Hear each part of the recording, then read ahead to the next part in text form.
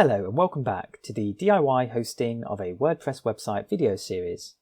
In this video, we're going to look at the Docker-based architecture we're going to be using to host our website, its SQL database, and our Nginx reverse proxy on our Raspberry Pi. But before we get started, I just wanted to do a quick review of what we've covered so far just to reinforce the points raised. We made our Raspberry Pi more secure, knowing that we were going to make it available to the internet by removing password authentication and replacing it with public-private key authentication. This prevents malicious users from guessing a user's password. It also means that we can set up something called an alias, which allows us to very quickly access our Raspberry Pi through an SSH terminal by being able to create a shorthand such as SSH Pi. We opened up an external port as well, so that we could take an address space externally from our network and convert it into an address space internally. That way we could allow external access to our internal SSH service running on our Raspberry Pi.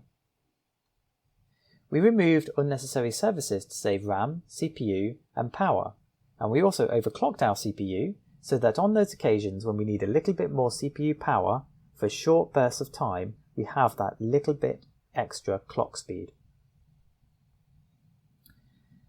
Okay, so let's have a very brief introduction to Docker to get us going. I'm not going to do a complete course on Docker because that would make this course far too large, but I'm going to cover the essential elements that you are required to know and understand in order to use it in this context. So Docker is nothing more than an installable piece of software that runs as a service. So hopefully that immediately may dispel any concerns somebody may have who's heard of Docker but doesn't really understand what it's all about. It is just a piece of software that will run as a service on a computer. It's installed on Windows, Linux or Mac. It runs on all operating systems that I know. And the principal unit that Docker uses is called a container.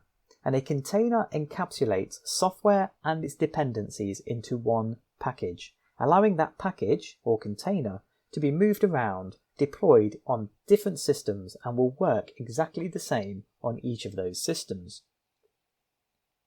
Docker containers are based on images. An image is in a sense the parent of the container. You could consider the container to be an instance of an image. Docker has a thing called a Docker registry, where people upload their images to the Docker registry to make them available to the general public.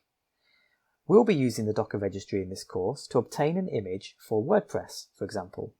We'll be obtaining the WordPress image from the registry and then creating an instance of that image by creating a WordPress container based on that image.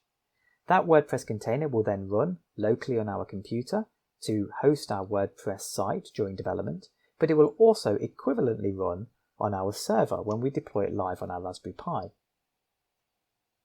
So why use Docker? Well, we don't actually need to use Docker.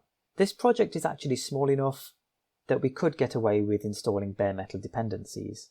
But Docker still, even though the advantages of using Docker are slightly watered down by the scale of this project, it is still a no-brainer to use Docker, and I'm going to explain why.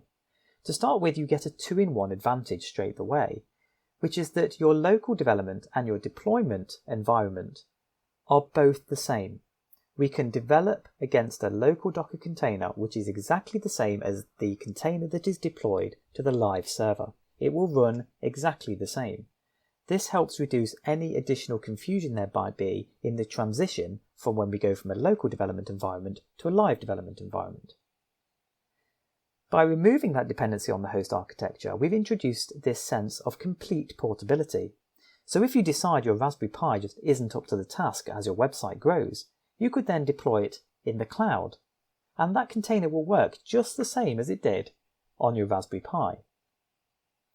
There's also the advantage that there is a faster setup during development. For example, when I start my computer in the morning, to set up my development environment, I simply have to type in docker compose up -d, and it will build my development environment for me, and I'm all of a sudden ready to go.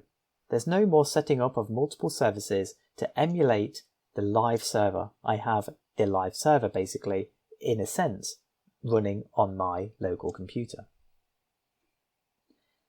So now let's look at the architecture that we're going to put together for our website hosting service. On the left, we've got 3 containers represented as these boxes. The WordPress container is in the top left, its dependent SQL database is in the bottom left, and then we've got something called Nginx, which is our reverse proxy. The Nginx reverse proxy is used for authentication purposes only.